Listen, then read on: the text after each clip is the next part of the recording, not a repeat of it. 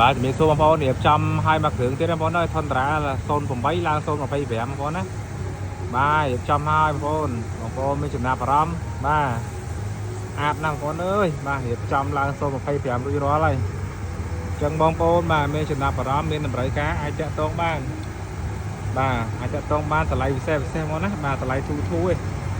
បាទ20ស្ដើងបងប្អូនណា20ស្ដើងឯងបងប្អូនបាទ20000ស្ដើងបងប្អូន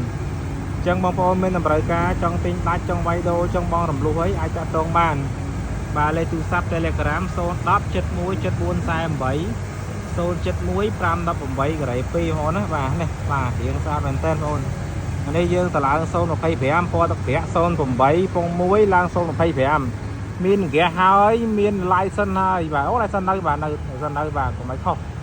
បាទអញ្ចឹងបងប្អូនមានតម្រូវការតាក់ទងមកបងប្អូនបាទlicense នេះគឺតាមក្រោយបានទេបាទអញ្ចឹងបងប្អូនមានតម្រូវការ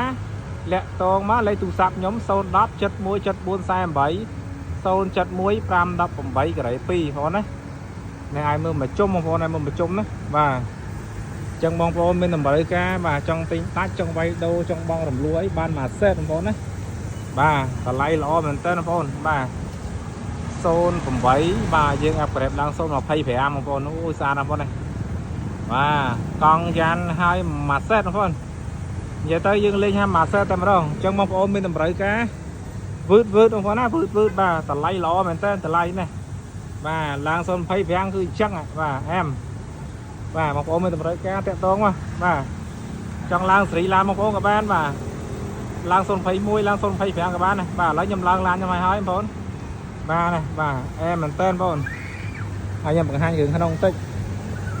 បាទគ្រឿងក្នុងវិញខ្ញុំលេងខ្មៅការ៉ូអូតម្លាក់ចោលទេតម្លាក់ចោលបាទនេះខ្មៅការ៉ូមកខ្ញុំលេងបែបខ្មៅការ៉ូបាទហើយធម្មការវាកបោនអញ្ចឹងបងប្អូនមានតម្រូវការអាចតាក់ទងបានបាទតម្លៃមហាពិសេសបងប្អូនបាទណាបាទបងប្អូនបាទ